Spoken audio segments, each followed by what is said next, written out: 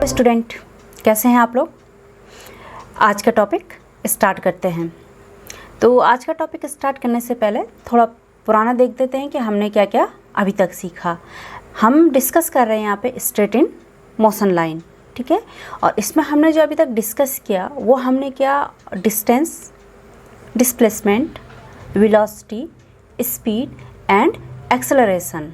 देखिए, हम सीधी रेखा में क्या पढ़ रहे हैं, गति को डिस्क्राइब कर रहे हैं, उसके बारे में डिस्कशन कर रहे हैं। तो जब आप मोशन करते हैं तो आपको क्या क्या चीज़ें चाहिए।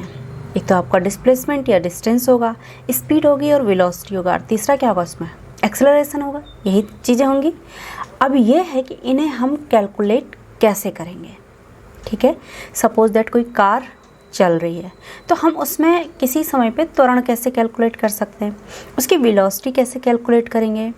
तो साइंस में बहुत सारे एक्सपेरिमेंट करने के बाद कुछ फॉर्मूले या इक्वेशंस दी रहती हैं जिनकी हेल्प से आप लोग इसे इजीली कैलकुलेट कर सकते हैं, ठीक है। जैसे फोर्स का हो गया F=ma। अगर आपको फोर्स अप्लाई करना है या फोर्स कैलकुलेट करना है तो आप क्या करेंगे, मास इंटू एक्सेलरेशन करेंगे, आपका फोर्स निकल आएगा। तो फॉर्मूले दिए रहते हैं, ठीक है। और ये फॉर्मूले रिसर्च के बाद और कई प्रैक्टिकल के बाद वेरीफाई होकर के आते हैं, जो यूनिवर्सल होते हैं। दैट मीन्स ये जो फॉर्मूले या इक्वेशंस या लॉ होती हैं, ये कहीं भी आप चले जाइए ये चेंज नहीं होंगी आपके स्पेस के अकॉर्डिंग।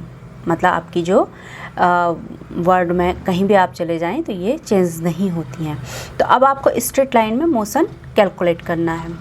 तो यहाँ पर 3 इक्वेशंस इसके लिए हैं, ठीक है। तो हम यही देखेंगे कि ये इक्वेशन किस तरीके से ड्राइव होती है, इनकी व्युत्पत्ति किस तरीके से होगी। तो आज हम डिस्कस करने वाले हैं इक्वेशंस ऑफ मोशन। ओके, हम डिस्कस करेंगे आज इक्वेशंस ऑफ मोशन, ठीक है। गति के समीकरण। अब यहाँ पर देखिए, गति के जो समीकरण हैं ये 2 तरीके से ड्राइव्ड होते हैं।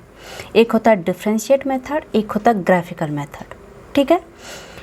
तो आपके सिलेबस में कौन सा मेथड है, ग्राफिकल मेथड है इसका, क्योंकि बायोलॉजी वाले भी हैं और मैथ वाले भी हैं। तो डिफरेंशिएट मेथड जो लोग मैथ वाले हैं उनके लिए इजी पड़ता है, ठीक है। लेकिन ग्राफिकल मेथड सिलेबस में है, पर आपको दोनों मेथड आने चाहिए। लेकिन आज हम जो डिस्कस करने वाले हैं वो करने वाले हैं ग्राफिकल मेथड से। तो देखिए, सपोज दैट कोई वस्तु है, कोई ऑब्जेक्ट है, वो क्या है, मोशन में है, और जो उसका त्वरण है, त्वरण को हम ए से डिनोट करते हैं। ये कैसा है, एक समान। कल हमने डिस्कस किया था 4 प्रकार के हमने एक्सेलरेशन डिस्कस किए थे, uniform, variable, average and instantaneous acceleration. तो उसमें हम ले रहे हैं एक समान त्वरण से, यानी त्वरण चेंज नहीं हो रहा है। अब कोई ऑब्जेक्ट है वह मोशन कर रहा है, तो यहाँ पे हम क्या कर देंगे, कार्टेशियन ले लेंगे। हमने ये डिस्कस किया है कि कार्टेशियन सिस्टम क्या होता है। ये हमने ले लिया, सपोज दैट ये एक्स एक्सिस है और ये वाई एक्सिस है, ठीक है। एक्स एक्सिस पे हम ले रहे हैं टाइम को, ठीक है, और वाई एक्सिस पे हम ले रहे हैं वेलोसिटी को। यहाँ हम वेलोसिटी ले रहे हैं और यहाँ हम ले रहे हैं टाइम को। तो सपोज दैट कोई वस्तु चल रही है और उसका जो प्रारंभिक वेग है, मतलब अभी इस समय जो उसकी वेलोसिटी है वो है u, यानी उसका इनिशियल जो वेग है, इनिशियल वेग है वो है u। और कुछ समय चलने के पश्चात, ठीक है, कुछ समय चलने के पश्चात अगर उसका वेग v हो जाता है, तो हम जो कंडीशन ले रहे हैं वस्तु चल रही है, हमने कहाँ से लिया, जब उसका प्रारंभिक वेग u था और जब उसका अंतिम वेग यानी फाइनल वेलोसिटी क्या हो गई, v हो गई। तो सपोज दैट u से v होने में उससे लगा t टाइम। तो आपको पता है कि जो इसका सेंटर होता है यहाँ पे कौन से पॉइंट होते हैं, 0 0, यानी x भी 0 है और y भी 0 है। तो हमने कहा उसका वेग कितना था, u था। तो सपोज दैट यहाँ पे कहीं रहा होगा, ठीक है, यह है u वेग, और t समय पश्चात उसका वेग, सपोज दैट यह है t समय पश्चात उसका वेग क्या हो गया, v हो गया। तो कैसे गति करेगा वो, ऐसे गति करेगा t समय के लिए, u से चल रहा था और t टाइम बाद कितना उसने वेग हो गया, v वेग हो गया। तो वेग कहाँ ले रहे हैं हम, y पे, और समय को कहाँ ले रहे हैं, टाइम को x एक्सिस पे, ठीक है। अब इसमें ये तो बन गया ग्राफ, ठीक है। ग्राफिकल मेथड से कर रहे हैं, किस मेथड से कर रहे हैं मैंने सिद्ध, ग्राफिकल मेथड। जो इक्वेशंस ऑफ मोशन है हम निकालेंगे ग्राफिकल मेथड से, ठीक है। तो ये बन गया ग्राफ। अब हमें इससे इक्वेशंस निकालनी है मोशन के लिए, तो हम इसमें कुछ कंस्ट्रक्शन करते हैं, कुछ संरचना करते हैं। हमने क्या किया, इसको यहाँ मिला लिया, ठीक। तो इसको इससे मिला लिया और इसको इससे मिला लिया, परपेंडिकुलर डाल दिया। सपोज दैट ये पॉइंट है A, ये है B, ये है C, ठीक है। और इस पॉइंट को ले लेते हैं D, ठीक है। तो हमने क्या किया, C से D पर एक परपेंडिकुलर डाला और A से B पर एक परपेंडिकुलर डाला, ड्रॉ किया, यानी ये भी 90 डिग्री है और ये भी कितना है, 90 डिग्री है। अब देखिए फर्स्ट इक्वेशन ऑफ मोशन हम ले रहे हैं। तो हमने क्या किया कि कोई ऑब्जेक्ट u वेग से चलना प्रारंभ करता है और t समय पश्चात इसका वेग कितना हो रहा है, v हो रहा है, यानी फाइनल जो वेलोसिटी कितनी हो गई है, v हो गई। कितने टाइम पश्चात, t समय बाद, ठीक है। तो यहाँ पर देखिए जो त्वरण होता है इसका एक्सेलरेशन कितना हो जाएगा, हमें पता है कि जो त्वरण होता है वो क्या होता है, वेग परिवर्तन की दर। हमने लास्ट सेशन में डिस्कस किया था। तो वेग परिवर्तन, वेग कितना परिवर्तित हो रहा है, u से कितना हुआ, v, u से v। देखिए एक एग्जांपल देखिए यहाँ पे, अभी आपके पास 10 रुपये हैं, ठीक है, और 4 दिन बाद आपके पास 50 रुपये हो गए। तो आपके पास जो पैसा है, जो मनी है, उसमें कितना चेंज हुआ, कितना चेंज हुआ, कितना होगा, 50 माइनस 10 यानी 40 रुपीज़। इतना ही तो परिवर्तन हुआ। 10 आपके पास ऑलरेडी थे, 50 रुपये आपके पास और आ गए, तो कितना परिवर्तन हुआ, 40 रुपये का। यानी क्या क्या आपने फाइनल में से इनिशियल को माइनस कर दिया। ऐसे निकालते हैं। तो यहाँ पर हम निकाल रहे हैं वेग में परिवर्तन, ठीक है। तो फाइनल वेलोसिटी कितनी है, ये है v, और इनिशियल वेलोसिटी कितनी है, u। तो v माइनस u हो जाएगा। जैसे यहाँ पर वाकई आपके पास 10 रुपये थे, अब 50 रुपये किसी ने, अब 50 रुपये हो गए, ठीक है। तो अब आपके पास कितना परिवर्तन हुआ, कितने रुपए अधिक आ गए, तो कितने रुपए अधिक आए, 40 रुपये। तो ऐसे ही यहाँ पे वेग में परिवर्तन कितना आ जाएगा, final velocity minus initial velocity, वेग परिवर्तन की दर अपॉन टाइम। रीअरेंज कीजिए, टी को इधर ले आइए, तो क्या हो गया, A T equal to V minus U, और इसको हम लिख सकते हैं v इक्वल टू यू, इधर ले आइए, प्लस हो जाएगा, तो u प्लस हो गया, ए टी ऑलरेडी है, तो ए टी, ठीक है। v और u इधर ले आए तो u प्लस ए टी, तो u plus A T equal to v या v equal to u plus A T. Then this is the first equation of motion, v equal to u plus at, where v is the final velocity, u is initial velocity, a the acceleration and t is the time. Okay तो आप इस equation की help से कोई वस्तु अगर गति कर रही है स्ट्रेट लाइन में, तो आप वहाँ पे कैलकुलेट कर सकते हैं फाइनल इनिशियल टाइम या एक्सेलरेशन कुछ भी। नेक्स्ट है सेकंड इक्वेशन। अब देखिए यहाँ से यहाँ तक जब ये गया, इसकी वेलोसिटी चेंज हुई, तो कुछ दूरी चली होगी इसने, कुछ ना कुछ इसने दूरी तय की होगी, ठीक है। सपोज दैट इसके जो द्वारा t समय में जो चली गई दूरी है इसको मैं ऐसा से डिनोट कर लेती हूँ, ठीक है। u से v तक वेलोसिटी v t समय के बाद तो चला, तभी तो वेलोसिटी चेंज हुई। तो चला यानी कुछ डिस्टेंस इसने कवर की, सपोज दैट वो डिस्टेंस है s। तो s इक्वल टू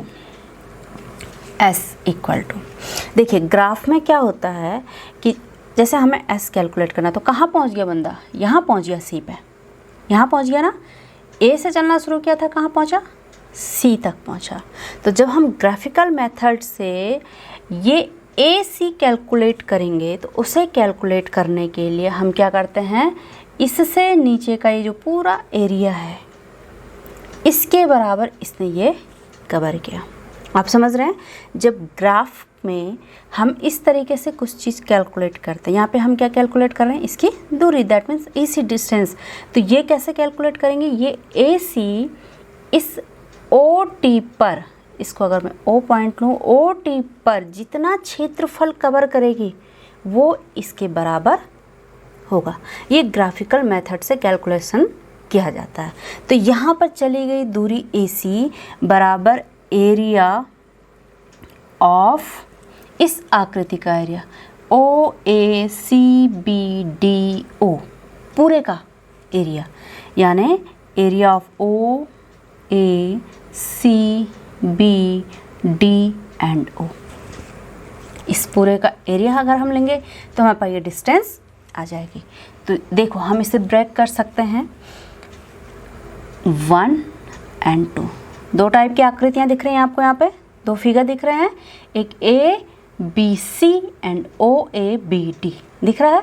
तो ABC क्या है, ट्रायंगल है, और OABD क्या है, एक रेक्टेंगल है, एक आयत है, ठीक है। तो क्या हो जाएगा, area of triangle ABC plus area of rectangle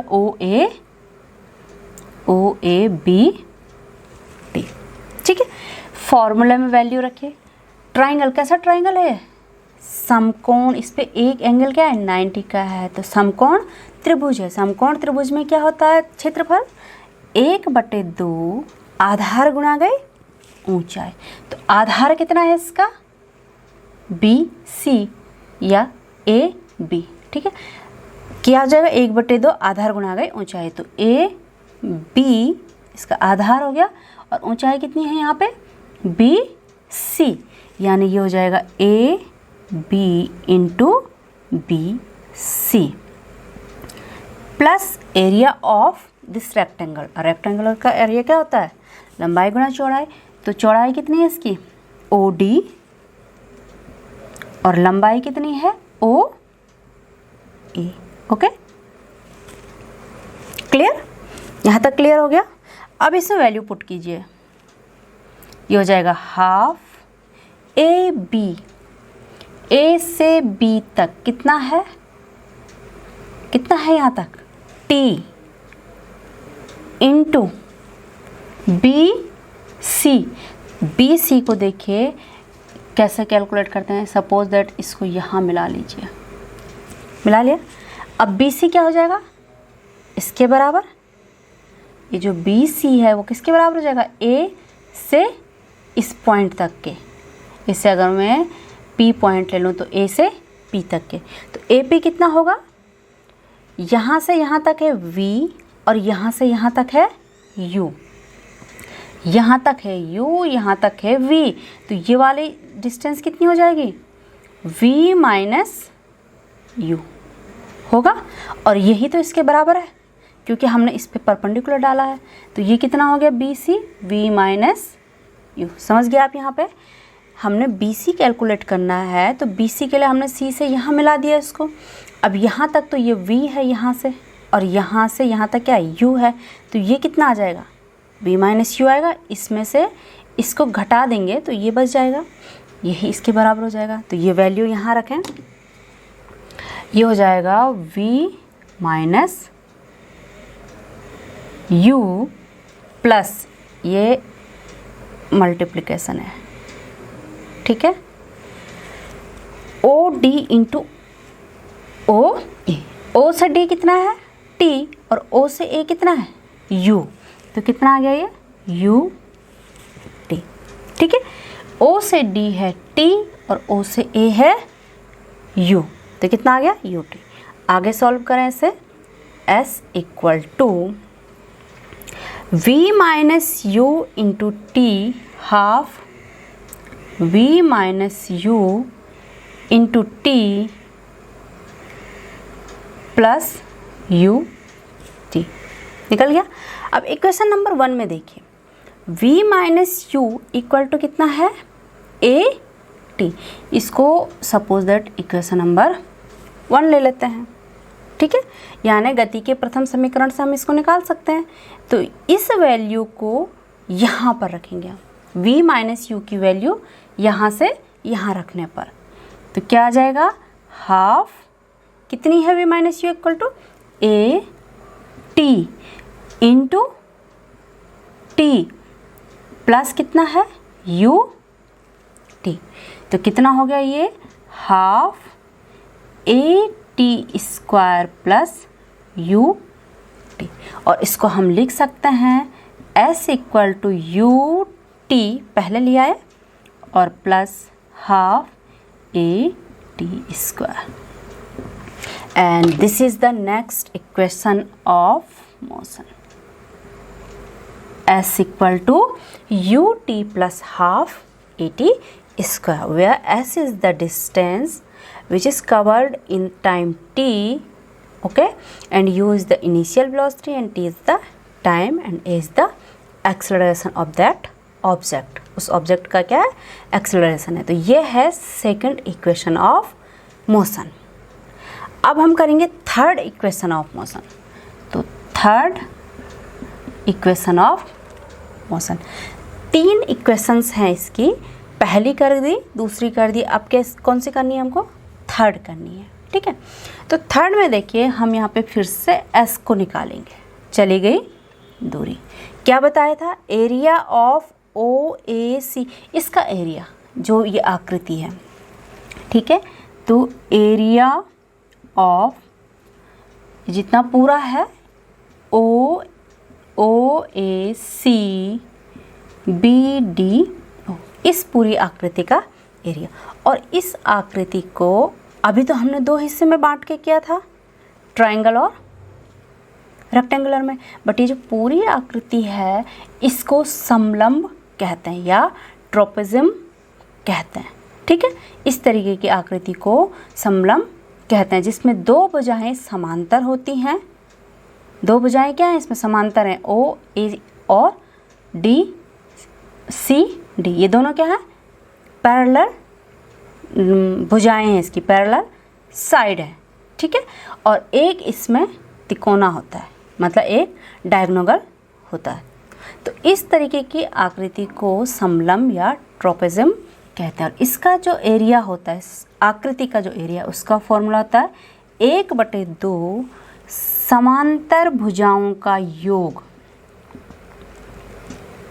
समांतर भुजाओं का योग इनटू इनके बीच की लंबवत दूरी। ये जो 2 समांतर भुजाएं हैं इनके बीच की मैं डायरेक्ट लिख रही हूँ लंबवत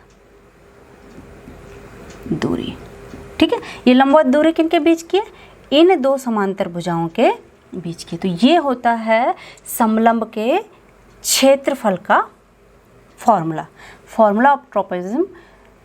एरिया जो इसका एरिया है उसका क्या है, ये फॉर्मूला है कि half into addition of parallel side and multiplication of perpendicular distance between 2 sides, इन दोनों के बीच की लंबवत दूरी। तो क्या हो जाएगा, यहाँ पे वैल्यू रखो, हाफ, समांतर भुजाएं कौन सी हैं, एक ये है और दूसरी ये वाली है, तो क्या हो जाएगा ओ ए प्लस सी डी, ठीक है, इनटू लंबवत दूरी कितनी है, लंबवत दूरी ओ डी या ए बी, इन दोनों के बीच की डिस्टेंस क्या होगी, लंबवत। ये तो क्या है, ये विकर्ण में है, डायगोनल है, जबकि ये वाला क्या हो गया, लंबवत डिस्टेंस। तो हम इसे ए बी या ओ डी कुछ भी ले लो, चलो मैंने ए बी लिख दिया है। वैल्यू पुट कीजिए इसमें, कितना हो जाएगा, हाफ ओ ए कितना है u, ठीक है, c से d तक, c से d या d से c तक, यानी o से p तक कितना है ये है v, यहाँ से यहाँ तक u है, यहाँ से यहाँ तक v है, इनटू ए बी कितना है t and this is s, ये सारा क्या है s के बराबर। तो अब इस यहाँ से t की वैल्यू लें, तो यहाँ से देखिए t कितना हो जाएगा, t हो जाएगा v minus you upon A, t इधर ले आइए, a को इधर ले आइए, इसे इक्वेशन नंबर 2 रखूँ। तो इक्वेशन नंबर 2 से t की वैल्यू इसमें सब्स्टिट्यूट करने पे कितना आ जाएगा, ये आ जाएगा हाफ, आगे पीछे लिख सकते हैं u प्लस वी या v प्लस यू लिख सकते हैं, मैंने इससे लिख दिया v प्लस यू, और t की वैल्यू कितनी है, v माइनस यू अपॉन ए, ठीक है। आगे कीजिए इससे, ये हो गया हाफ, देखिए a plus B into A minus B, ए plus B into A minus B क्या होता है, A square minus B square. तो कितना हो जाएगा, a की जगह v है, तो v square minus you square upon S. Okay, आगे मैं यहाँ पे लिख लेती हूँ इसे, कितना आ जाएगा ये, फिर ये हो जाएगा a है v square minus you square upon a, ये 2a s के साथ आ गए इधर, तो कितना हो गया ये 2as, और इधर कितना बच गया v square minus you square. इसको हम लिख सकते हैं, ये 2a कहाँ गया, s के साथ मल्टीप्लिकेशन में, और कितना रहा यहाँ पे v square minus you square. तो इसे हम लिख सकते हैं u स्क्वायर को इसके साथ ले आइए, ये हो जाएगा v square equal to you square minus से इधर जाकर क्या हो जाएगा, प्लस हो जाएगा, तो ये हो जाएगा u square plus 2as, and this is the last third equation of motion.